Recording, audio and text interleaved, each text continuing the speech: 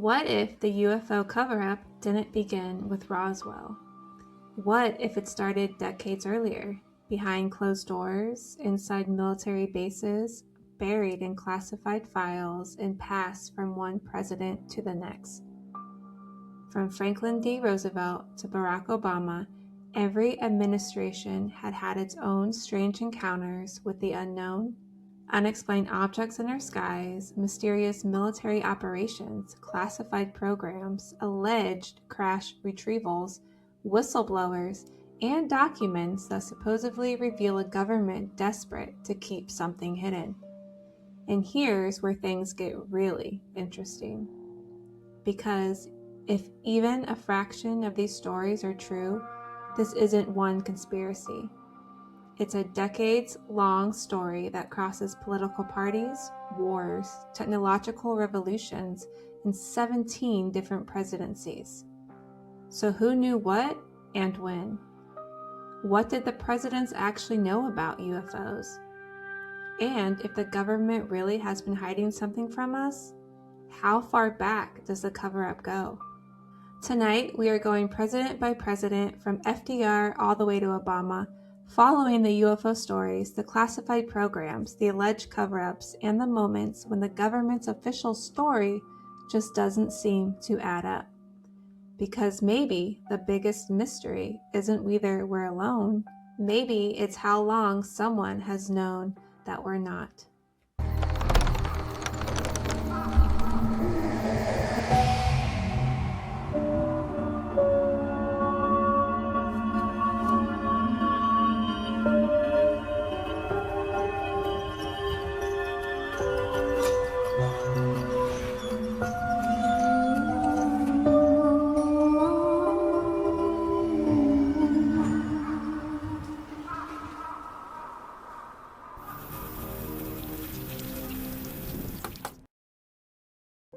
Hello, friends and family. Welcome back to another episode of Weekly Bazaar. I'm Jessica. I'm Montana. And if you're new here, hi, hello, welcome. We've been waiting for you. We've been waiting. On our podcast, we dive into the bizarre, spooky, and unexplained. From true crime and paranormal encounters to strange mysteries, we explore the stories that don't quite fit anywhere else. Each week, one of us takes a deep dive into the research while the other reacts in real time. So if you're into weird shit and chill vibes, you're in the right place.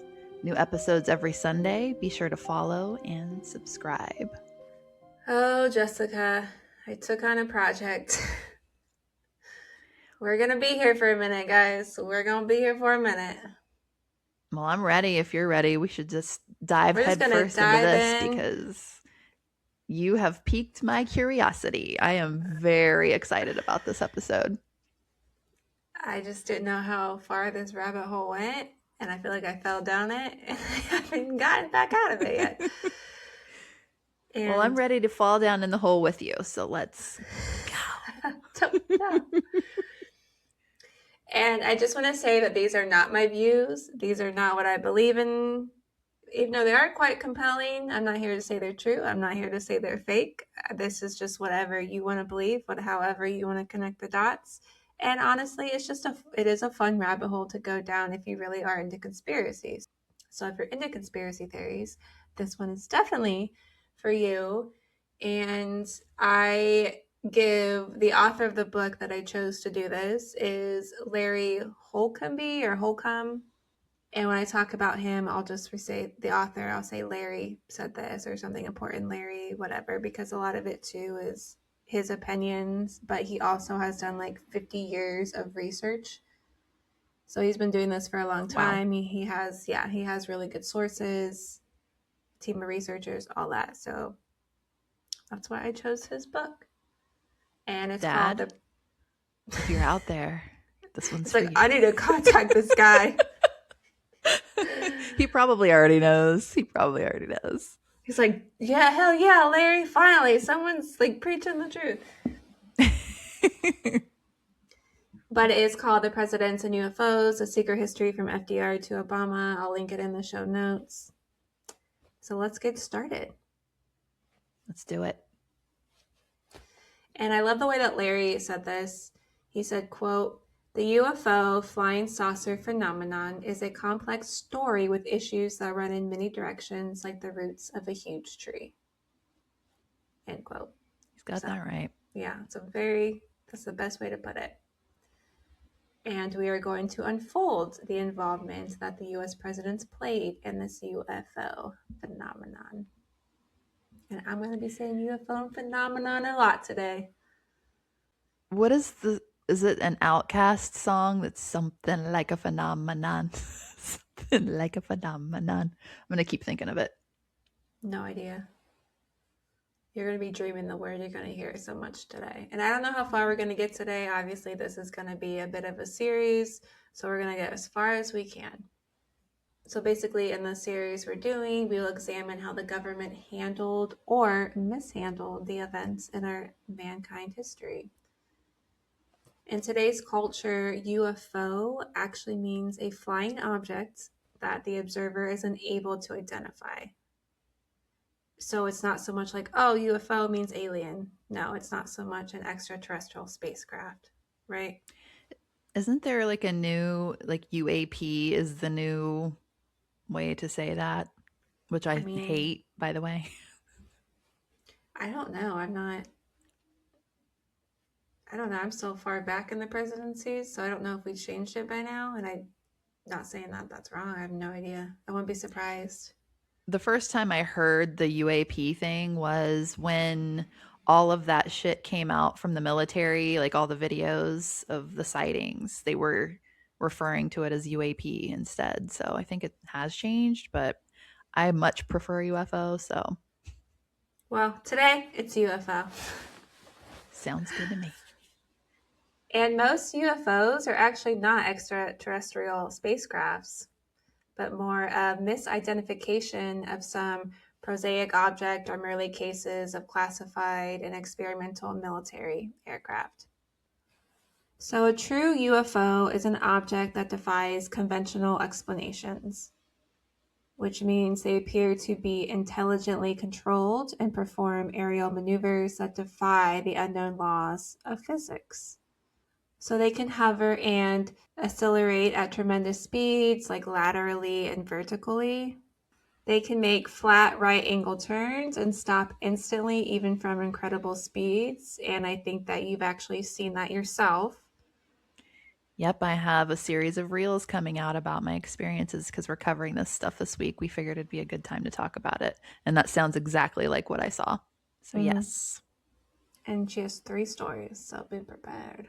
So I'm going to quote Larry again from the book, and he says, quote, "I am often asked what makes me so sure that UFOs actually exist. My reply is simple. There is a literal mountain of evidence that has accumulated for the last 70 plus years that when viewed as a whole, it's indisputable and the UFO phenomenon is real and the objects are craft of unknown origin have the capability to fly in our atmosphere in a manner that defies known physical laws." End quote. So he's basically saying the accumulation of evidence is so great that that no reasonable person can no longer kind of deny their existence. I believe in aliens, but like I said, but you can have your own opinion. That's all. I totally believe. Totally believe. The most common argument by those who don't believe, so we'll call debunkers, is that the government is unable to keep secrets. But Larry is like, no, no, no. You need to understand that the government of the United States can and does keep secrets. And probably beyond the United States, honestly, let's be real. It's probably a worldwide thing. Yeah. But we're mainly talking about the United States because good old presidencies, right? The intelligence community and the military are accustomed and well qualified in keeping secrets that involve national security and military hardware. So he's saying the darker the secret, the more secure it is. And then finally, he wants you to understand the basic concept of UFO sightings. There are people that study and research these sightings, and they agree that most sightings can usually be explained as something normal, natural, and terrestrial. So this included military black or secret objects. And the number of true unexplained UFO sighting is around 5% of reported sightings, and there are probably more that go unreported. So he's like, I believe that UFO sightings should be viewed into two distinct groups. Group one would be UFO sightings, but when studied can be explained as something conventional. And then we have group two would be high quality sightings made by competent observers that when studied offer no conventional explanation. The Air Force and the United States government have publicly stated that UFOs are simply misidentified natural or conventional objects, and they have officially stated that these objects pose no threat to national security. Even though there are reports of UFOs stalking airliners, causing them to take evasive action, and these reports have increased. UFOs have been reported over major airports and military installations, especially nuclear installations. There's so many things I want to say, but I'll make it 10 times longer. It's okay.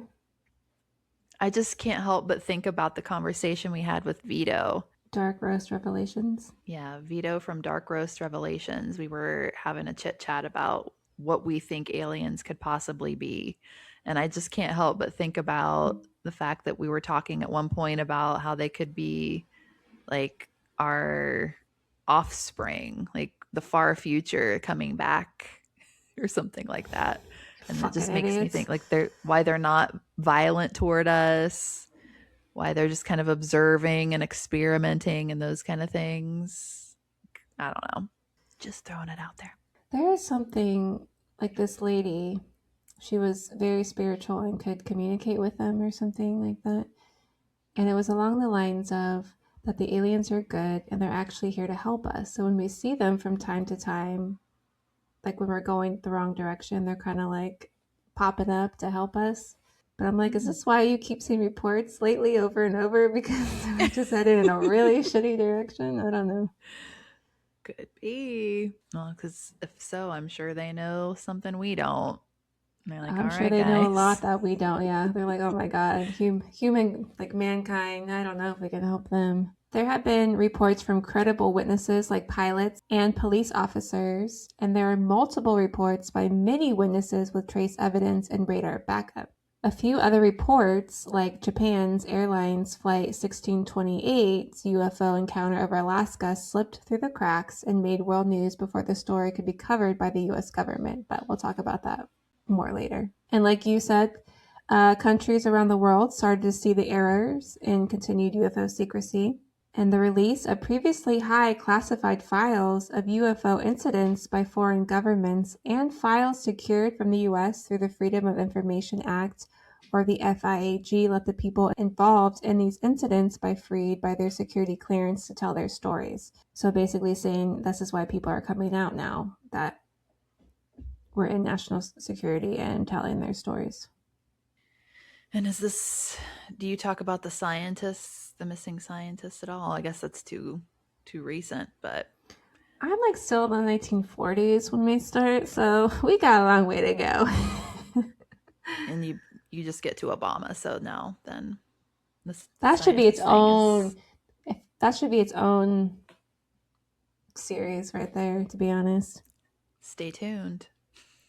Like I almost feel like when we get to Kennedy, like JFK should be its whole completely different episode because there is conspiracy on top of conspiracy on top of conspiracy with that president. But yeah. And then you have Marilyn Monroe on top of those conspiracies with the Kennedys. So it's like, oh my God. True, yeah. So there's a lot, but we're not going to go into all that. We're here for aliens. But yeah, so these stories are coming from very credible people. Robert Salas, an Air Force captain and a launch control officer at the ICBM installation at Malmstrom Air Force Base, was one of these people. And he shared a story of a UFO hovering over the installation's front gate, shutting down all their ready ICBMs. There was a pilot, Dr. Milton Torres, for the United States Air Force. He was stationed in England in the 1950s, and he was ordered to shoot down a huge UFO orbiting over the English countryside before the craft shot away at over 10,000 miles per hour. 10,000 miles per hour. Believe it. I can't believe he was ordered to shoot it down. Go on up there. Get that thing. Take care of this. He's probably like, with what? Wow. They're like, Milton, you got this, buddy. Just get out there real quick, get it done.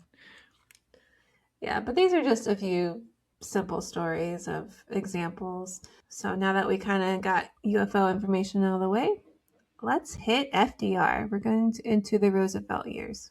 On the night of October 30th, 1938, the CBS radio network's Mercury Theater on the air broadcast Orson Welles' adaptation of the H.G. Wells novel, The War of the Worlds. It has been remade 50,000 times since then. So basically, the show ran as a musical program, interspersed with simulated bulletins about an invasion, right, of Martians near the town of Grover's Mill, New Jersey. Now, at the beginning, intermission, and the end of the broadcast, it strictly informed the audience that this program was a work of fiction.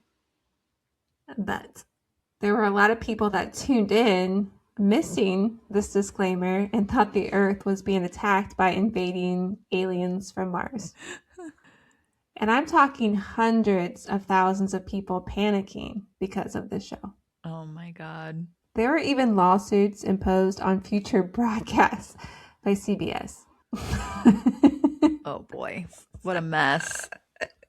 Could you imagine if that would happen today? Sheer pandemonium. See, this is a question I wish I could ask my grandfather because he was 8 at the time. So I know he probably knows what I'm talking about. And it would just be amazing to be like, so did you panic? You know, like, was it a thing in your household? I don't know. I just wish I could ask him that.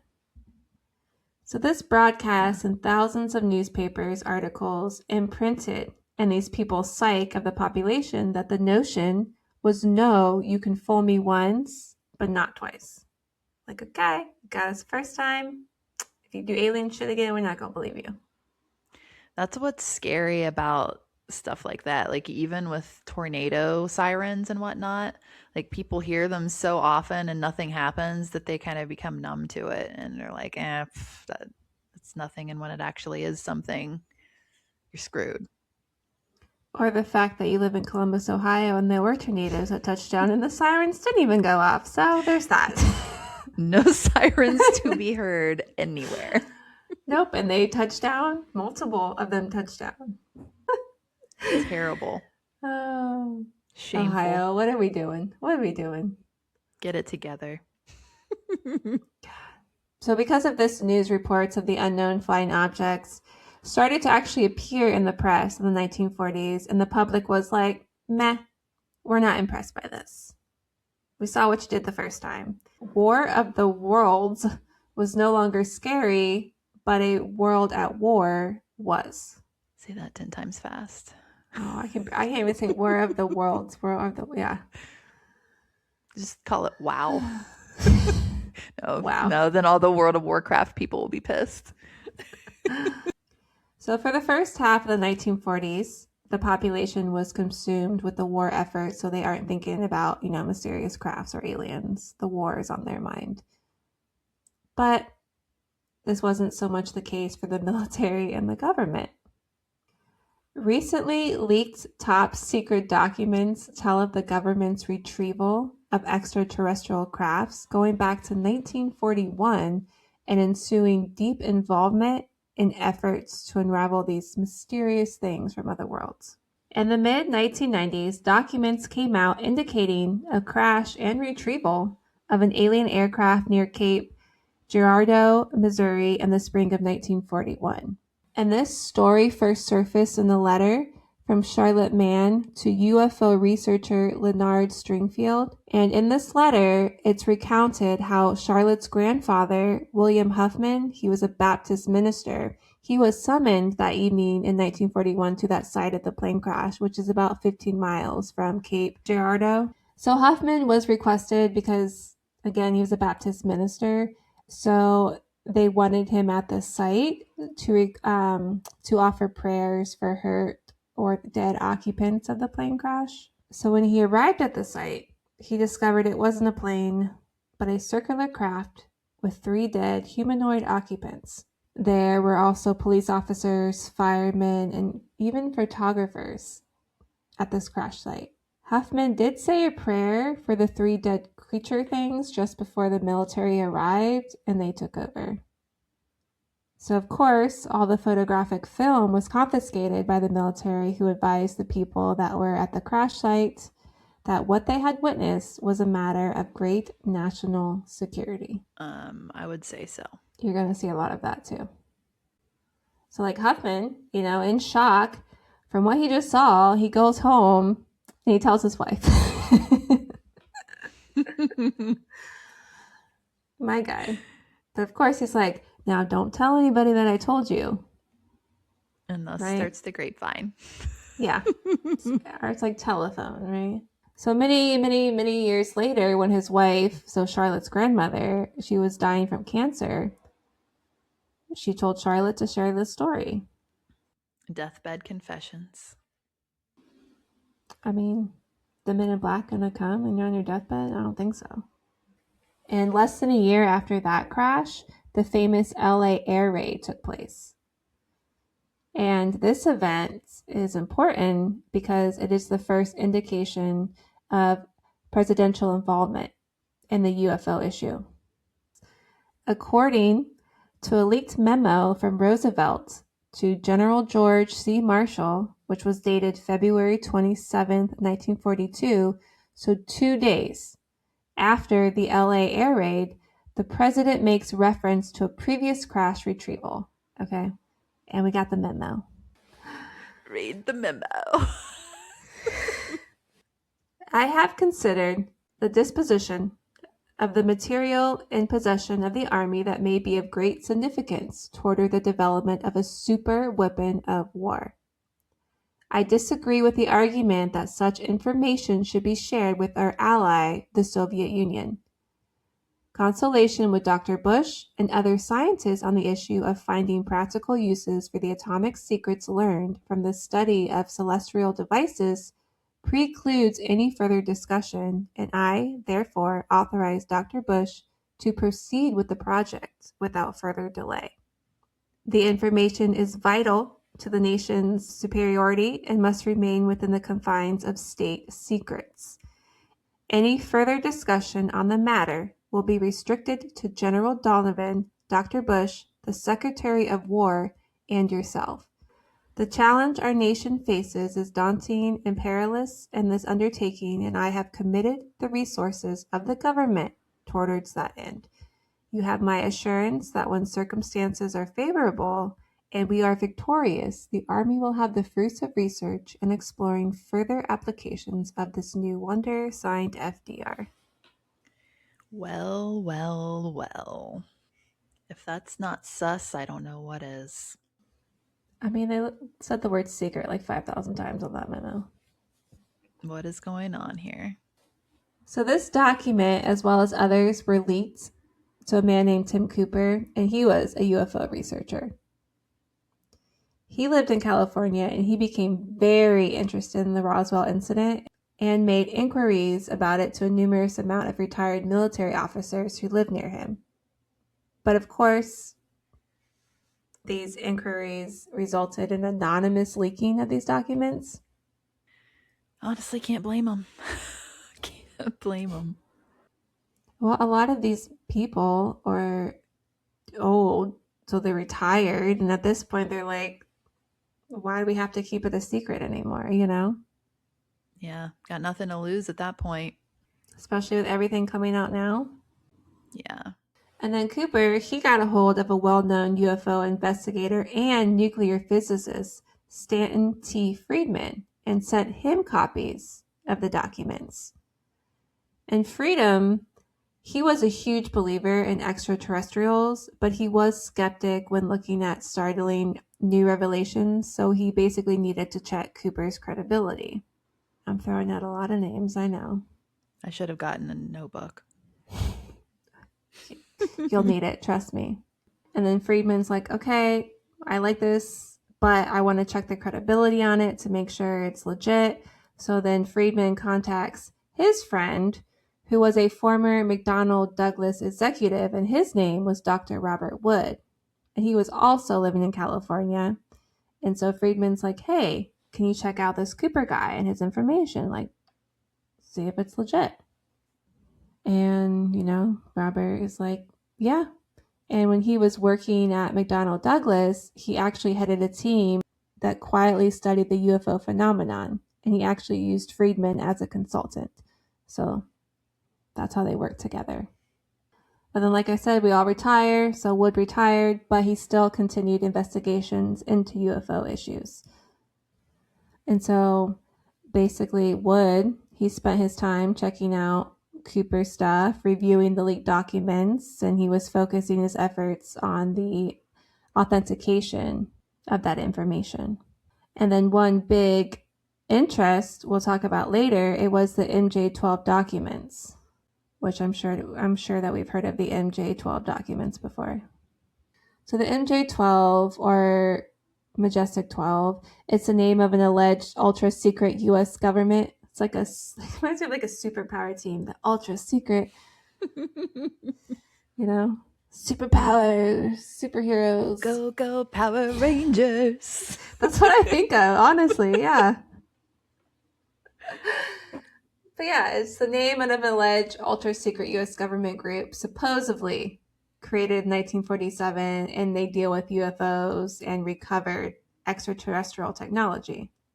But like when we get to Truman later, basically the story goes that President Truman authorized a secret committee of 12 high-ranking officials and scientists after the alleged Roswell crash. And so their job was to investigate UFO sightings and crashes. They were to examine alleged recovered alien spacecraft and bodies and basically keep the information hidden from Congress and the public. So they wanted to control the information shared with presidents and other government officials. But again, there's really no confirmed evidence, if you don't believe in this thing, or if you do, that they actually exist. This is really giving me bad vibes about these missing scientists lately. I don't like it. I don't like it at all. Like, it sounds like something that they possibly could have been involved in as well, and maybe things got leaked. That's a whole, like we said, another episode, but just can't help but see similarities here. Go Power Rangers. Mighty Morphin Power Rangers. Damn it, Jessica. Grow up. Focus. This is like history stuff. Come on. Never. But the Majestic 12, MJ12, whatever you want to call it, they actually became public in the 1980s when documents supposedly showing the group's existence began circulating among the UFO researchers. And FBI have investigated some of the material, and the documents have generally been regarded as forgeries or unverified rather than authenticated government records. But again, do what you will with this information. If you're a big conspiracy theorist, I have no doubt they probably existed. Let's be real. Because how does just things like this be made up? I don't know. It's a lot. Yeah. I'm not a huge conspiracy theorist, but a lot of this stuff is really interesting where I'm like, that is an interesting take on that. Mm-hmm. Yeah, I can agree. I'm not huge into conspiracies, but on the flip side, I wouldn't be surprised to say that. Yeah. So like I said, Cooper, Friedman, Wood, they were all very interested in these documents that were supposedly leaked. And then there was another document that was leaked, and that document was dated March 5th, 1942, and it was from George C. Marshall to the president. And then this is the quote, or what it said in the document. I feel like I need to put my president voice on. Regarding the arid. Do it. Well, it's not really. I don't know what George C. Marshall sounds like because it's him talking to the president, which I don't even really know what FDR sounded like either. So, regarding the air raid over Los Angeles, no, I can't do it.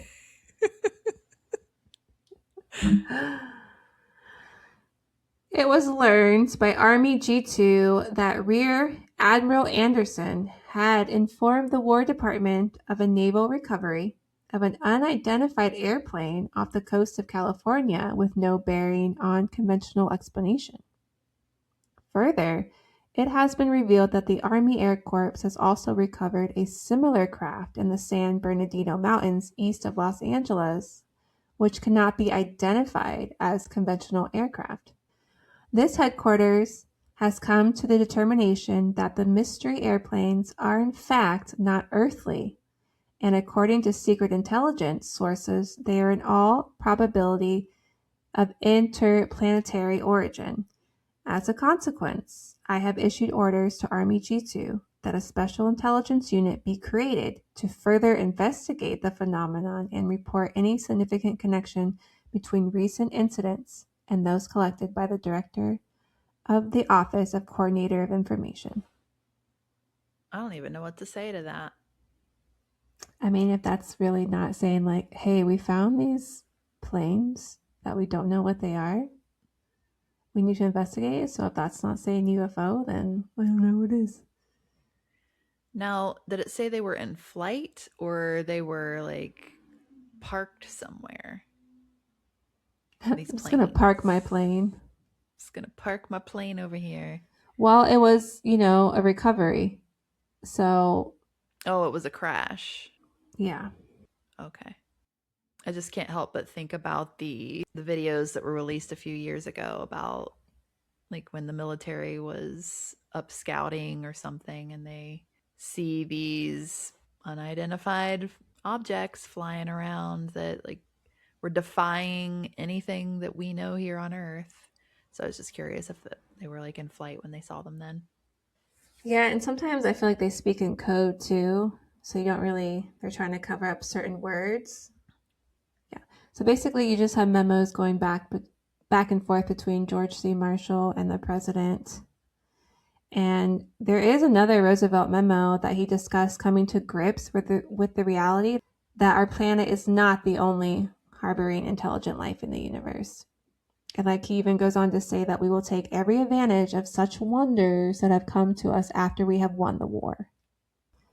So again, if these documents are authentic, the knowledge of extraterrestrial presence goes back prior to the United States entry into World War II, which makes President Roosevelt the first president to actually face this reality. So Roosevelt is probably like, well, shit. Like, I gotta keep these secrets. They gotta remain secrets within the government, and like, under no circumstance should they be shared with any other country. So then what Roosevelt does, he dies.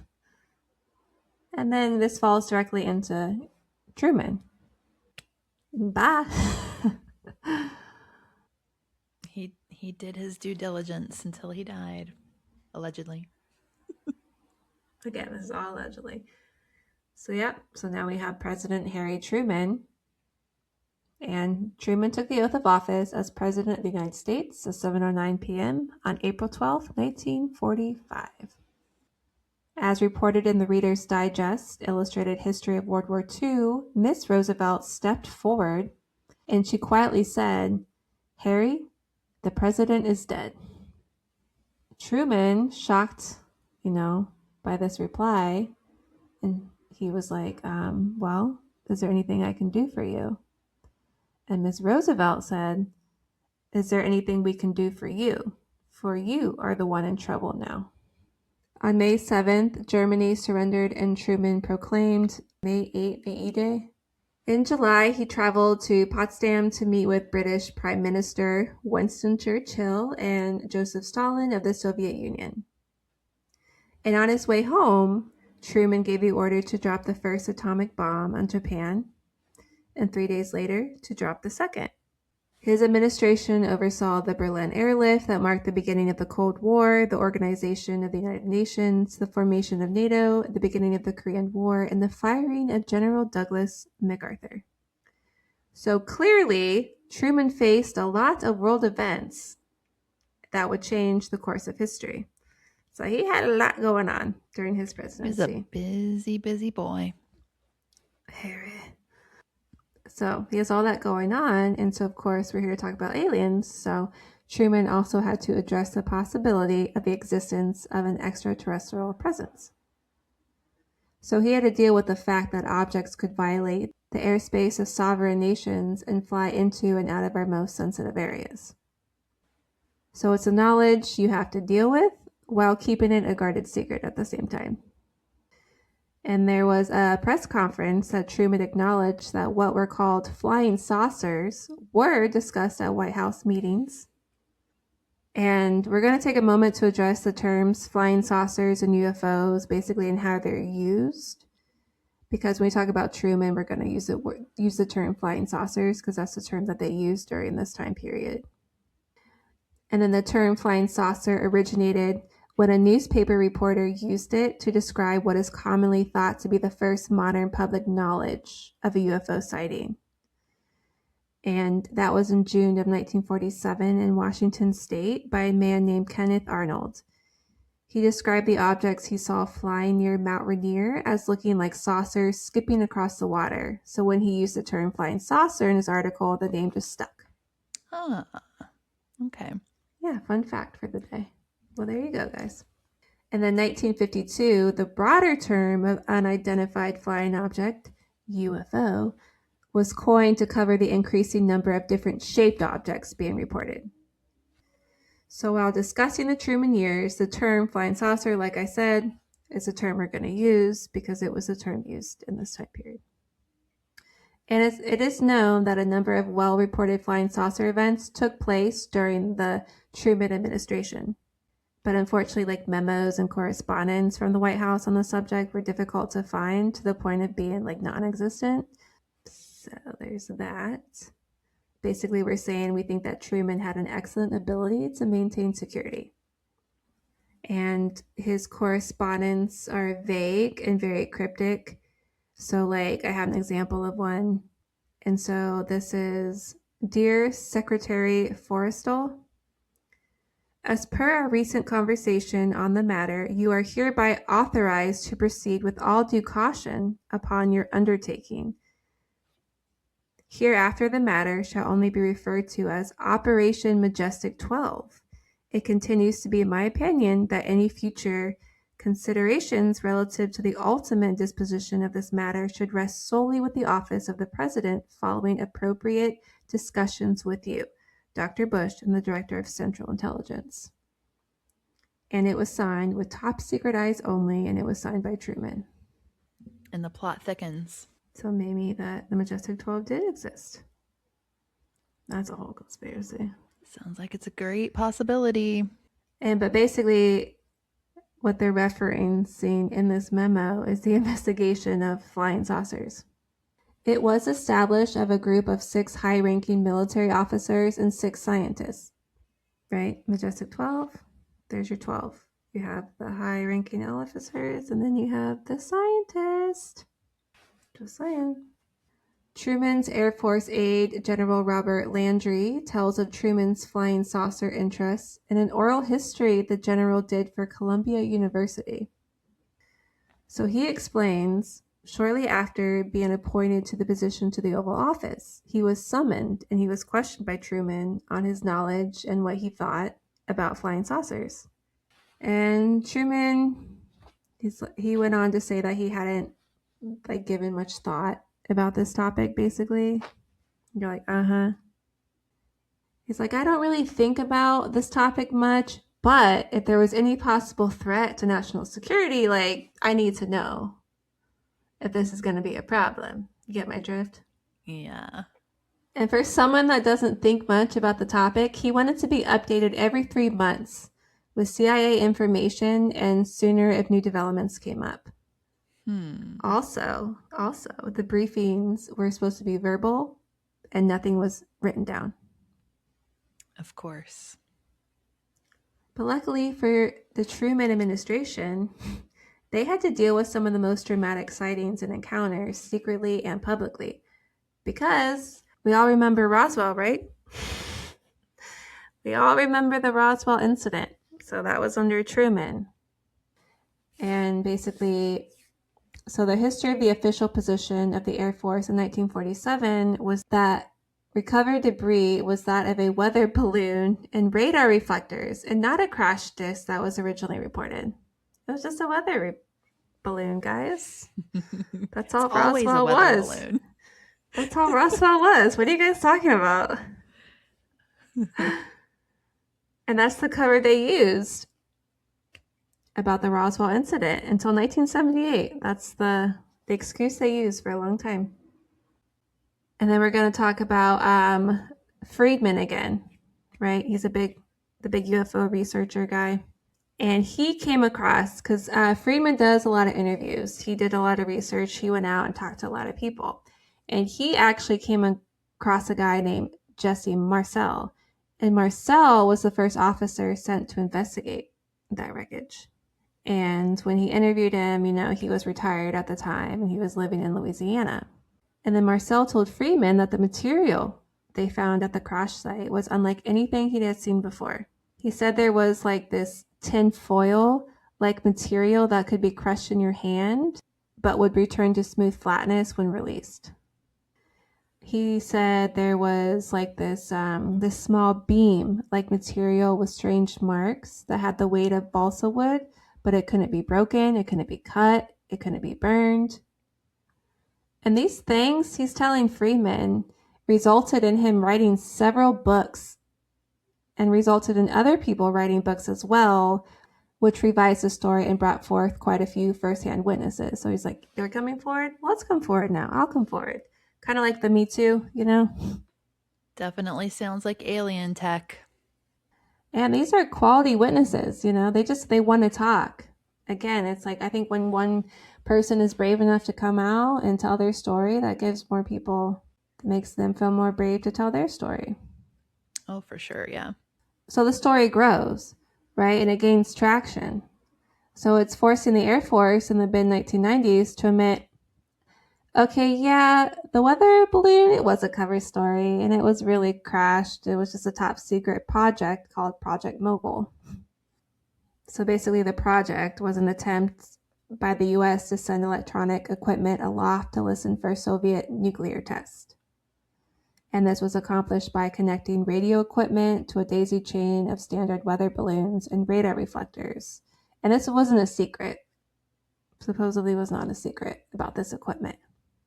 The Mogul balloon story was released by the Air Force in 1994 in a report called the Roswell Report, Fact vs. Fiction in the New Mexico Desert. And it was a 1,000-page report that many people actually called it a phone book. But basically, it went into great detail about Project Mogul, but little about the actual Roswell incident. So the Air Force stated that this would be their final official discussion of the Roswell incident. In what year? 94. Oh, in 94. Okay. Yeah, because they used the weather balloon story to what I said, like 1978.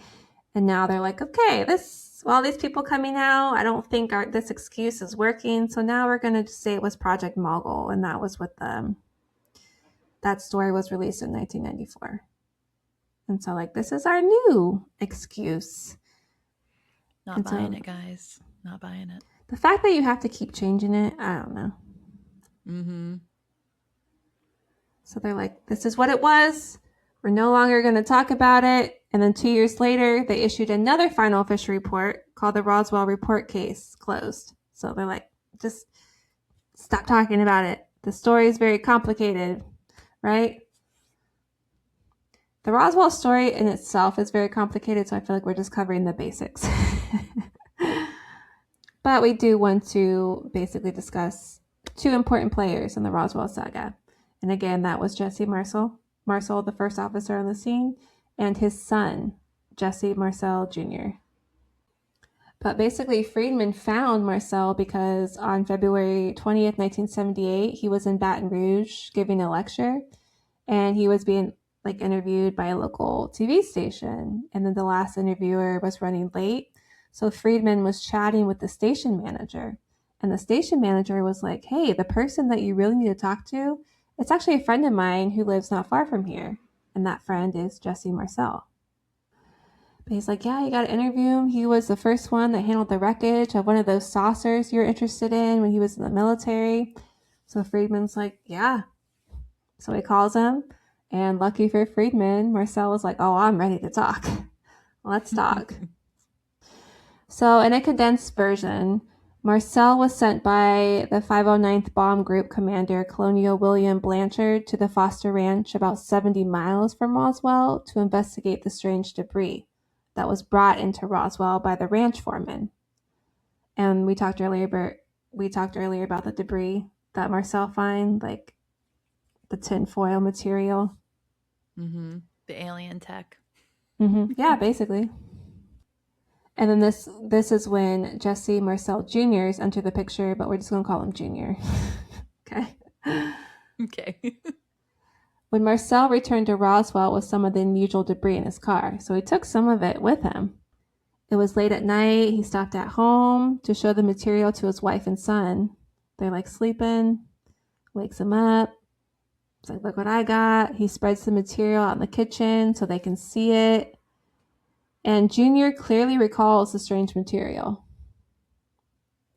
So after a couple days later, after returning home from taking the debris to the 8th Air Force headquarters in Fort Worth, he's like, shit.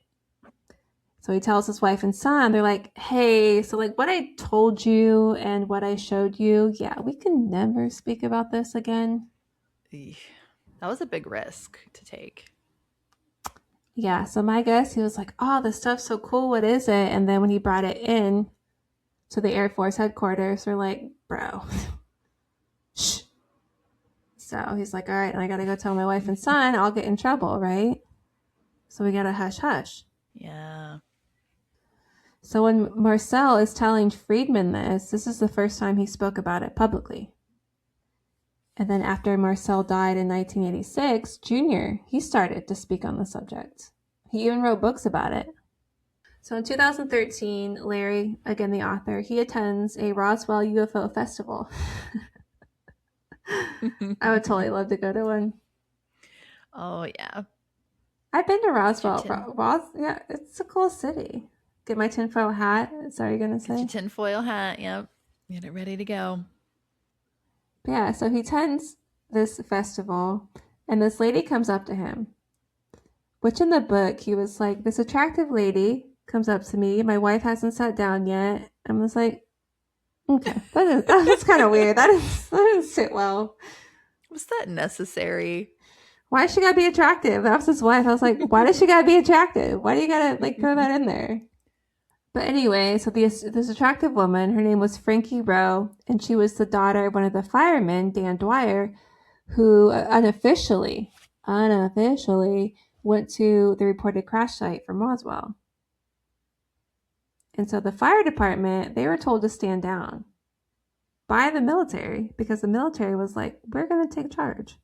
Of course. Just like Mel's Hole. Yeah. Military steps in, everyone step out. But Larry said basically Frankie's story is controversial because people either believe her or they don't. He doesn't take sides on the story. Regardless, it's a very fascinating story and he enjoys it. So he shared it. So in early July 1945, Frankie was 12 at the time, and she was at her home in Roswell when her father came in from a shift from the Roswell Fire Department. And she was like, yeah, my dad seemed really weird. And then he starts telling me and my mom this strange story. So like I said earlier, the fire department had been alerted to a possible aircraft crash about 30 miles outside of Roswell. And before they could respond, the military arrived, told them to stand down, and it will be handled by their fire and rescue people. So as a smart person does, ignoring the military's directions, Frankie's dad and several other firemen, they actually decide to go to the crash site anyway. Okay, guys. When they get to the crash site, they saw a strange, damaged, unknown craft with 3 dead and 1 living humanoid about 4 feet tall. They had large heads and frail bodies. The living one seemed to be in a sort of shock and was walking back and forth among the bodies and the craft. So Frankie's dad actually starts going up to the being, and like this being looks at him and said, "You can't help me." but he didn't say the words out loud. It's like he said his dad heard the voice in his head. You know, I can't help but wonder because you said that they have the big heads and the frail bodies. I wonder if that has anything to do with like space travel, like being in zero G for a very long time. Because you know how gravity helps with like bone density and muscle mass and all of that. And if they're like from a long distance, I wonder if that's why they appear the way they do, because they're just always in very low gravity situations, if they exist. Allegedly, don't come for me. I mean, that's interesting. Yeah, because you would think otherwise that they, like, if they're so evolved and so, yeah, just so evolved, that their bodies would be too, but maybe the ones that travel look like that. And two, you hear a lot about where they say they can hear in their head. It's almost like they talk to them telepathically. Yeah. And this is like Yeah. the first time we've had someone say that. Like he Yeah. heard it in his head, and later on, as we've gone on throughout the years, they'll be like, yeah, it was telepathically. So that's an interesting concept, I think. It definitely is.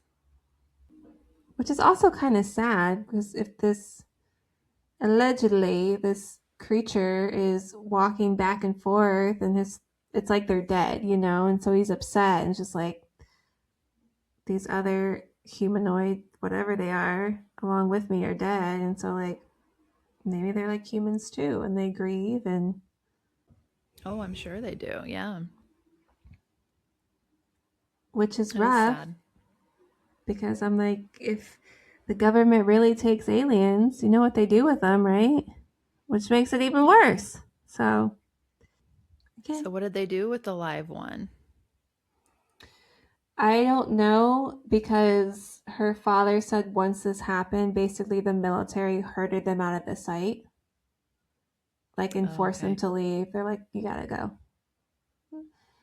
And Mm. so, actually, a week after this happened, Frankie was having some dental work after she stopped by her father's. She was having some dental work, and then afterwards, she stopped by her father's fire station. And she said a state police patrolman actually came by the station and was like, whoa, you won't believe what I've got from that crash that happened last week. So he actually showing the fireman, he's showing Frankie pieces of that mysterious metal, which this certain metal type is actually often discussed in the Roswell incident. And Frankie said she actually held it.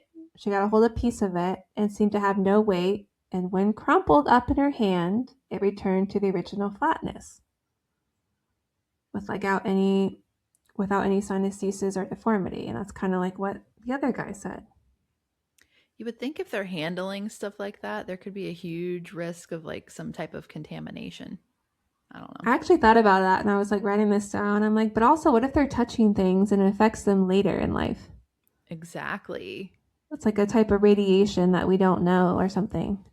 Yeah. Or even like just microorganisms that could possibly survive from wherever they're from. Like that could be really bad. Yeah. But then again, you have all the conspiracy that cell phones are alien technology. Yeah. And we are on our cell phones all day. No wonder I have tinnitus so bad. See? Is that causing our health problems because it is alien technology? It's uranium uh, fever, baby. so much conspiracies on top of conspiracies. Oh man, I want to bust into song so bad right now. Uranium fever. It's from Fallout, I never finished season 2. the video game. Okay, well, the main character is getting on my nerves, so I had to take a break from her. Mm-hmm. Yeah, she got on my nerves too. Sorry if you're a fan out there, but I thought she was quite annoying. Naive. Yeah. So, several days after all this happened, these men show up at Frankie's house, stating, we are from the government. We all know what men that are. Here come the men in black. Everything's a song. Galaxy Defender. Okay. Grow So up, yeah, Montana. you're right. This is supposed to be serious. You're right. Okay. So they're all sitting around the table and they tell Frankie's family, they're like, listen, what you've seen, what you've heard, this involves the highest levels of national security. You cannot speak of this to anyone. And if you do, the consequences are severe. The consequences are you're just going to up and disappear one day. Nobody's going to know why. Or Allegedly. like, I always think of Will Smith on Men in Black when he has the thing to erase your memory. And he erases the wife's memories whose husband got eaten by the main villain alien guy. And then he's just like this whole entire just like spin out all this stuff, and then basically it was like in the wallpaper in here or something, get yourself an upgrade, because he was like, because damn, or something like that. It's so funny. I need to watch that again. It's been a while. There's a lot I forget about it. I should watch it after this. Yeah. I think that's like just, it's a nicer way of saying there will be consequences. And I guess the men were very threatening and said the areas was vast and desolate, so people could be taken out and never heard from again, if you catch her drift. And she's like, yeah, I remember my mom just crying. And she basically never told this story until she became an adult. So, again, That would be a really shitty situation because it's almost like for the mom and the daughter, they didn't really have a say in that. He just like brought them into the mix without their permission. I mean, Jesse Marcel did the same thing. He's like, guys, Yeah. look what I got. So again, like I said, that Larry said her story is controversial, whether you believe it or not. It's still an interesting story, right? But I do think the telepathic thing is really interesting because we didn't really talk about that in the 1940s. So that's interesting. My first alien story, I'm telling you, there was something telepathic going on there.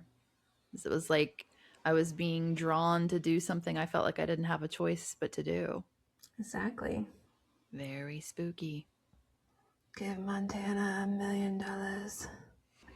$1 million? What are you talking about? How about 100 million? You're right. I went too Split it with low. me. $1 million. It's like Austin Powers, Dr. Evil. He's like $100 million or whatever he said, or said 1 million, and they're like, "That's it." Okay. A couple of ADHD brains over here. You don't even know. This is why I gotta listen to podcasts during massages, because my brain will go from like A to Z, and how I got there, I have no idea, and it's not for the best. It's not good. So, okay. So there's another story told by a state geologist, Barney Barnett. I think that's cruel. And he tells us.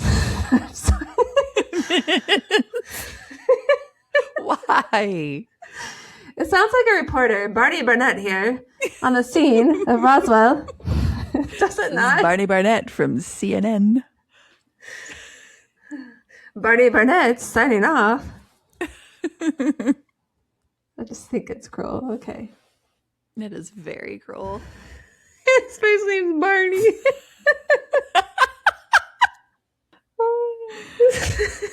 Sorry, her name's. I won't. I love you. Okay. Can you tell I'm slap happy? Barney Barnett. Oh this is like a song, or it sounds like a name Tony would make up for one of his characters. Barney Barnett here. Oh my god. Oh, poor guy. All right.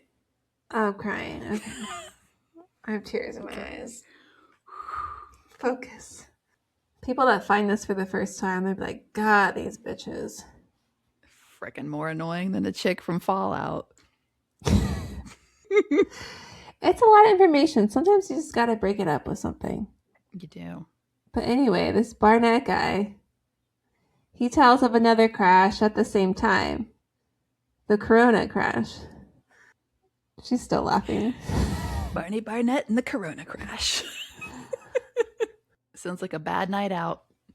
So this crash was on the plains of San Agustin, located 70 miles west of Socorro, New Mexico, and that is 140 miles west of Corona. So basically, Barney Barnett, he was out with a group of geology students from the East Coast, and they were studying in the area, and they actually stumbled upon the wreckage. And this craft actually wasn't that damaged, except for a rupture on the edge of the craft. And according to Barnett, him and the students observed several small dead humanoid occupants outside the craft, and one of them was still living. And they appeared frail, again, about 3.5 to 4 feet in height. And Barney Barnett's story is actually covered in depth other places. We're not going to go in depth here, like for obvious reasons, because we got enough to talk about. But he's saying this happened. He wasn't the only witness. He was out there with the students. But the Air Force actually denies that this happened and that there were no bodies. And in their 1997 report, they said, what the people actually saw was the retrieval of flight test dummies that had been carried aloft to 100,000 feet in the skyhook type balloons and dropped to research the pilot ejection from aircraft at high altitudes. Okay. All right, guys. Okay. I believe Mr. Barnett on this one. Yes, because one, okay, these were actual tests, okay? These tests did take place, but you're researching for ejection of the pilots, right? So you try to conform to what a human would be. So again, they were using dummies that were made for humans. So 6 feet, 175 pounds. Right. Normal features. Not 4 feet and frail. With a child. Head. Yeah. Okay. And two, these tests didn't start until 1956. That means that was 6 years after the Roswell incident. Tell me how that works. Can't do it. Yeah, so the Roswell incident was the first of a number of UFO cases that would confront the Truman presidency and establish the government's handling of all the future UFOs issues. So far, they're not handling it great. Definitely not. And it was actually during his presidency that the population viewed these flying saucer issues as actually they're real and they were scared. This was a frightening concern they were having. So, in turn, this became a concern for the Truman administration because there were even serious publications such as Life magazine publishing articles leaning heavily towards extraterrestrials as the explanations of these flying saucers. So you're going to freak out the public, right? So the more sensational the story, the wider the coverage, which meant greater the concern. So then we have the Thomas Mantell case. And this is a case of a National Guard pilot, Captain Thomas Mantell, and it's one of the most widely reported and unnerving UFO incidents in history. I feel bad for him. Because his death on January 7th, 1948, while pursuing a strange flying object, really spiked the public's awareness of UFOs. So he died in this manner. Oh. And so this resulted in former Marine Corps pilot and UFO investigator Major Donald Kehoe bringing pressure on the Air Force to disclose accurate information on the Mantell case and the UFO issue in general. It's like, get it out in the public. Let's talk about it. So Captain Mantell, he was a World War II pilot who had recently left the Air Force, and he joined the Kentucky National Guard. So on January 7th, 1948, him and 3 other pilots, they were delivering 4 F-51s from Georgia to a base in Kentucky. So Goodman Army Airfield at Fort Knox, Kentucky, they got a call from the Kentucky State Police of a strange airborne object near Maysville. And Maysville was about 90 miles away, and the police report said hundreds of people had seen this object, hundreds.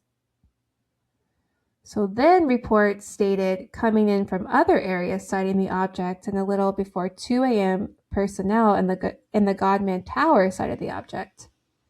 So again, hundreds of people, I want to say, are seeing this object. This is not one person. And now you have personnel in the Godman Tower, and they're citing this object because it zoomed into view over their base. So the base commander, he's just like picturing him. He's like viewing the object through binoculars. Okay, he's just like, oh, hey. And said it appeared to have a red band at the bottom and the size of 200 to 300 feet in diameter. And then another report from Lockbourne Air Force Base in Columbus, Ohio, said the object came within 10 feet of the ground before rising rapidly to an altitude approximately 10,000 feet at a speed over 500 miles per hour. All these different bases are seeing this object. So the Godman Tower, they're like, okay. So they contacted flight leader Mantell and was like, hey, can you go investigate the sighting? And then one pilot was low on fuel and continued on, but the other three changed course to intercept the object that had been stationary for an hour and a half at this point. So these three planes reached about 17,000 feet when two of the pilots were like, no, and they broke off due to lack of oxygen. But Mantell was like, no, I'm going to continue on. So he keeps going. He radios the tower and he tells them, hey, I've spotted the object. It looks metallic. It's huge. And then he radios the tower again and he tells them the object is above him and had started climbing about half the speed. And he's like, okay, it's getting faster. I'll close in on it, basically. And then 5 minutes later, he reports that the object has increased its speed to about 360 miles an hour. And then shortly after the transmission, the plane went out of control and crashed, killing Mantell. And an official Air Force investigation stated that Mantell probably blacked out from the lack of oxygen. I can't believe I'm going to say this. So yeah, he probably blacked out from the lack of oxygen while chasing the planet Venus. What? Oh my God. And wow. Venus at that time of day would actually been invisible in the sky. That's so insulting. Yeah, and then a later report said the sighting was probably a skyhook balloon, which at this time was still classified as secret. It's like the white dress in Paranormal. It's like there's always a white dress, and in extraterrestrial, there's always a freaking balloon. It's always a balloon. Also, like just being the public, that's kind of insulting to me as well. Mm-hmm. So basically, the more the author worked on this case, so the more Larry was like working on this, he's like, yeah, the more troubled I was becoming. So he pulled out Donald's Kehoe's The Flying Saucers Are Real, since he really researched the Mantell case in depth after it occurred. Because Kehoe, he wrote the book on it, and Kehoe had been a pilot in the military, so he understood them. So he understood these skyhook balloons. So basically, in this case of the skyhook balloons, they are inflated with a small amount of helium when launched. And as the balloon ascends to higher altitudes, the gas expands and then the balloon flattens out. So that's like possibly giving it the flying saucer appearance. That's what it looks like. Which is in reason. Okay. It is in reason. Yeah, I suppose.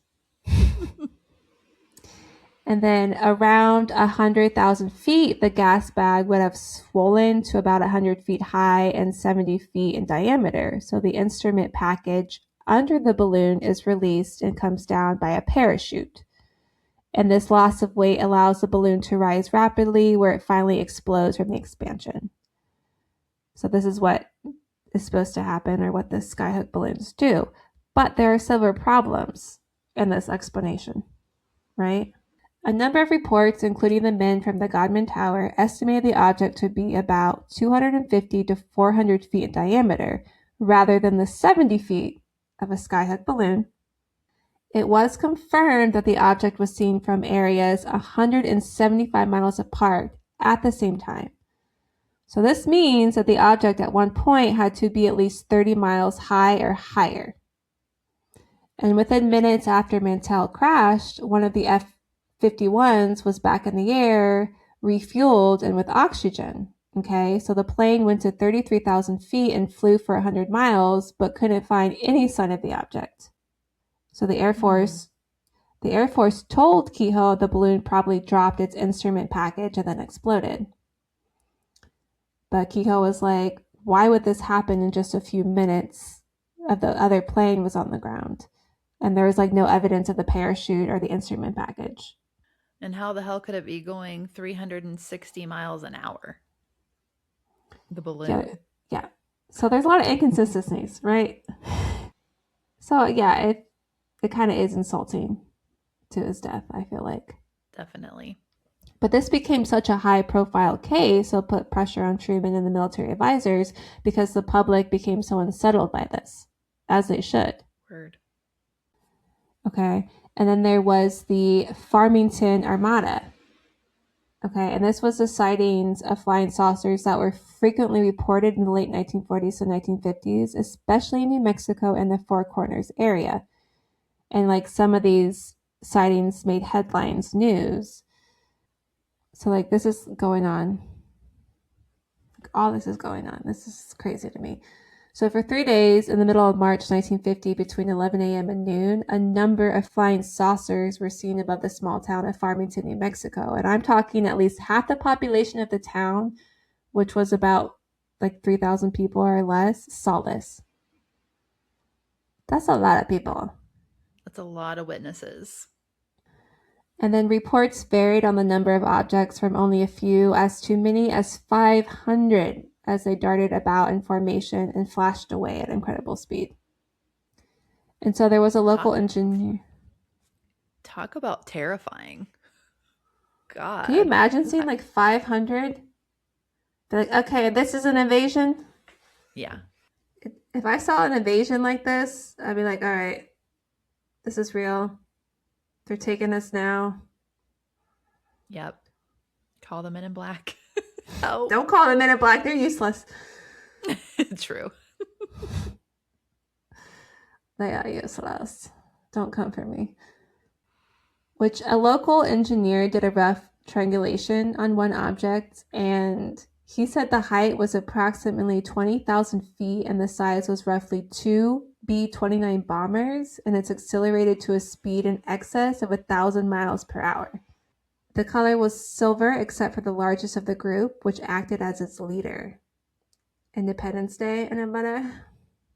The craft was red, and the objects flew at high speeds and would flip on edge at times, showing that they were saucer-shaped.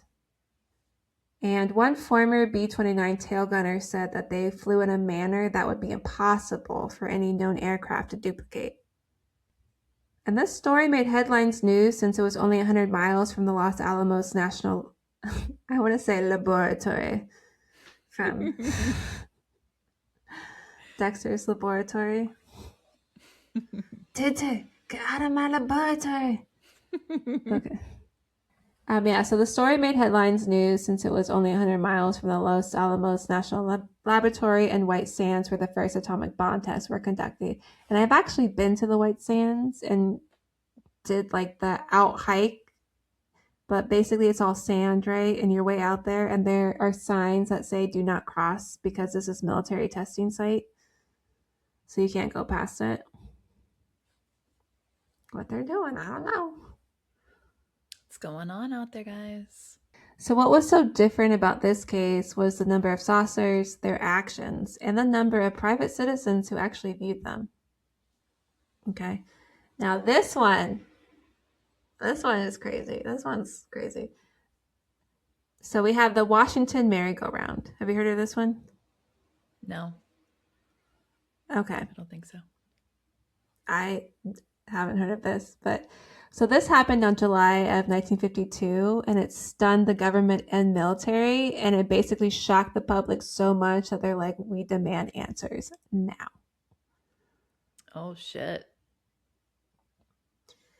So in July of 1952, the public still viewed flying saucers as a very real phenomenon, and the government still hadn't disclosed what they knew and had not yet engaged in debunking disinformation. So they're still trying to keep it under wraps. It's balloons, guys. It's balloons. Just calm down. It's just weather balloons. It's okay. So a few months before, so in April of 1952, Life magazine, which was actually one of the most respected news and event publications in the United States, it caused a national uproar when it was published an article called "Have We Visitors from Space?" No, And it was just balloons. It was probably like Barney Burnett here. "Have we visitors from space?" Don't get me started again. I know, gotta move on. But it was a well-documented piece of investigative journalism on flying saucers, or UFOs, unidentified flying objects. But the truly remarkable aspect of this article was the cooperation of the Air Force, who opened their files on some bizarre cases and had a frank discussion on how the Air Force viewed the phenomenon. So former head of Air Force Project Blue Book, Edward Ruppelt, stated that the release of this information came from the top Air Force personnel in the Pentagon. So, and the information the Air Force released to the reporters is this. 1. The Air Force maintained constant intelligent investigations of the objects. 2. Military aircraft were alerted to attempt interception, and some of them had cameras and radar to try to obtain factual data from the craft. 3. Units in the Air Force had to report any sightings of UFOs in detail. And that includes even trained civilians had to report as well, so scientists, weather observers, pilots, etc. 4 or 5, I don't remember. The Air Force invited all citizens to make reports of any sightings to their closest Air Force base. Okay. And yeah. And they concluded by saying that there was no reason to believe the objects were a result of a foreign power or a clear and present danger to the United States. Of course not. Yeah. But the Life article continued on with 10 case studies and the evaluation of those studies, and concluded by suggesting that the extraterrestrial hypothesis seemed like the most likely explanation. So we're like, we're just going to just ignore everything you just said here because it's stupid. And we conclude it's extraterrestrial. Not buying your bullshit this time. It's not Venus and a bunch of freaking air balloons, okay? Basically, yes. So the article, came out in April. We're going to skip 3 months ahead back to July. And this happened in 2 weekends in succession. So back to back this happened. It happened from July 19th to the 20th, and then again July 26th to 27th. Okay. So the sky over DC, including the restricted airspace over the Capitol and the White House, was flown over by unknown objects and was tracked on radar at the Washington National Airport and Andrews Air Force Base. So the events of July 19th started at 11:40 p.m. and continued until 5:30 a.m. in the following morning. The first sighting on July 26th was made at 8:15 p.m. and continued until dawn the next day. So, Air Force and Pentagon spokesman Albert Chopp was notified, and he called the Air Force jets to be scrambled on the night of the 19th. Like, what the fuck's going on? Need you guys out there. But the objects would disappear when the jets arrived and then reappear when the jets turned to the base. Weird. Sorry, that's just funny, though. They're probably out there like, these dumbasses. That's exactly, because I think I made a comment later that they're playing cat and mouse. It's a game. That's what it sounds like. It's probably an alien just sitting there having to push a button. And it's like, oh, here they come again. Dude. Chase the rat in the maze. Find the cheese. So, and on the 26th, the objects stayed like, oh, stayed and were playing like the cat and mouse game with the fighters by hovering and then flashing away at speeds estimated to be in excess of 7,000 miles per hour. Wow. Okay. Oh, and did I mention that these objects were seen by thousands of people in the area? They were photographed and they were reported around the world. I see a pattern. I see a pattern. Yeah, so on July 27th at 10 a.m., General Landry, at the direction of President Truman, he's like, okay. He called the Pentagon and wanted information on the prior night's events because hysteria was building, and Truman was like, no, no, no, we kind of got to diffuse the situation before it gets out of control. I just love where this is going. So, what Um, does he come up with? Do tell. So on July 29th, Air Force Generals John Sanford and Roger Ramey held a news conference in an attempt to calm the public down. And it was the largest Air Force news conference in World War I. But apparently, it did help. So Jennifer Sanford's like, okay. He explained that the lights were simply the misidentification of stars, and the radar returns were from temperature inversions. Here we go again. But the public and the press, they accepted this explanation. But on the inside, the explanation was criticized because the radar operators were like, what the fuck, guys? Yeah. We're the ones that were made to appear competent. You made us look stupid. Because you're saying we couldn't distinguish a return between a temperature inversion and a hard target.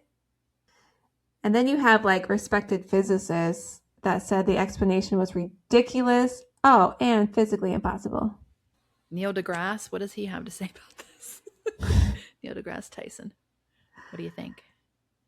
And even going back to Air Force Project Blue Book director Captain Edward J. Rappolt, he had an issue with this explanation.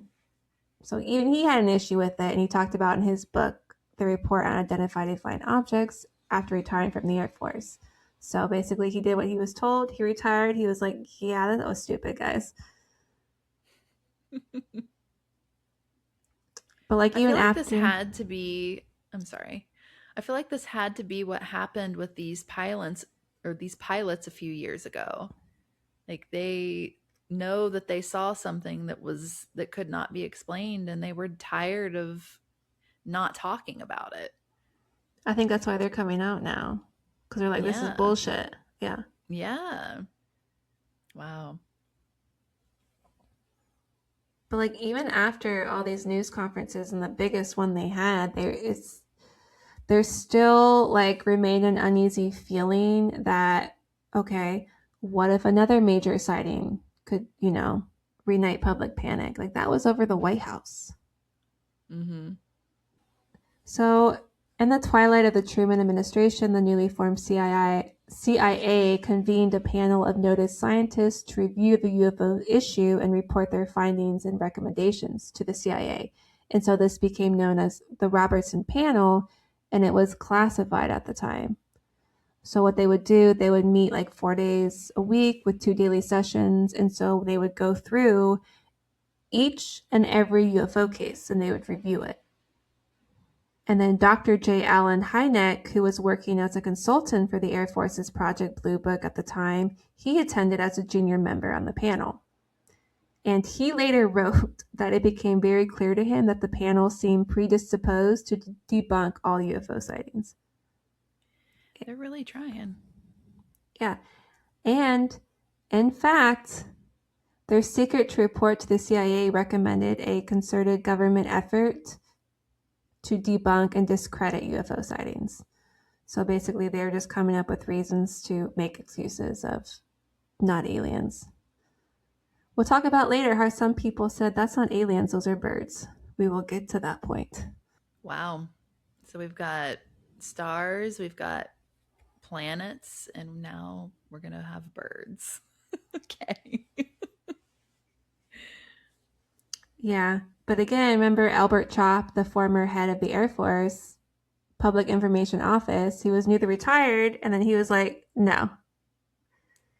He's like, I actually defend Kehoe's research, and he criticized Blue Book in October 1953. He was found by the press in California asking, hey, what's your opinion on the UFO issue? And we're going to end on this because we're going to get into Eisenhower. So we're just going to end on this. And this was his quote. And he said, quote, there is too much unexplained. Granting the reliability of the observers, one draws the conclusion that they are faster than anything on Earth, are controlled, can hover and go to thousands of miles per hour in a split second. Where they come from, we don't know. But they are here, have been since one was first seen over Sweden in 1945, and are probably from somewhere else. With no earthly explanation, what else is there to think if I believe in the credibility of the person reporting? End quote. Again. Yeah. He was big up in the Air Force, and even he was like, that is so stupid, guys. Not having it. No. Okay, so we got through 2 presidents. Yay! There's a lot going on here. Yeah. It just is like, I don't even know what I learned in 2 hours. It's just crazy to me, the consistency of like what's happening. Like it's very consistent with previous, I don't know, the same things keep happening. Like the way that the behavior of these UFOs are, these crashes, these alleged, of course, crashes with the extraterrestrial life looking almost identical is what by the sound of things. Like, not to mention the thousands and thousands of people that are saying that they saw some of this stuff. That's pretty wild. And this is consistency with the lying and lying and lying. But again, you have thousands and thousands of witnesses are seeing the same thing. That's hard to cover up. Well, I'm excited to hear more. There's a lot. Does your brain hurt yet? Not really, no. It's just really got me thinking. It's got me thinking a lot about current events because I just see, I don't know, I see a lot of connections. But of course, I don't know. What do you guys think? Do you guys see connections here? Do you know what I mean? Conspiracy on top of conspiracy. I would love to have somebody on here that just doesn't buy into this stuff at all, just to hear, their perspective on it, because I feel like you and I are kind of on the same page. Yeah, it's kind of hard for me to not think something's going on. I'll just leave it at that. Mm-hmm. I don't know, guys. What do you think? Do you believe in this kind of stuff? Do you think it's complete and utter BS? Are you somewhere in the middle? Let us know. Thanks for being here again for another episode. We truly appreciate each and every one of you. You can find us on all the social medias at Weekly Bizarre Podcast. You can email us if you have any story suggestions that you'd like us to cover, weeklybizarrepodcast@gmail.com. You can support us on Patreon, which we have made some changes to. So instead of just being the $5, we have tiers now, as low as $1, where you can buy us a coffee. So if you feel like supporting us, head over there, check out the tiers, see if something appeals to you, and thank you so much for the people that are already over there supporting us, and thank you in advance if you do decide to do so. It really does help us out, helps us get better equipment, helps keep us motivated to put in all the work that we put into this. So thank you so much. See. Yeah, there's a lot going on. Stay spooky, stay safe, take care of yourselves and each other, and we will see you next week. If it's weird, we're going to talk about it. Bye. Bye. Don't forget your tinfoil hats. This is Barry Barnett signing off.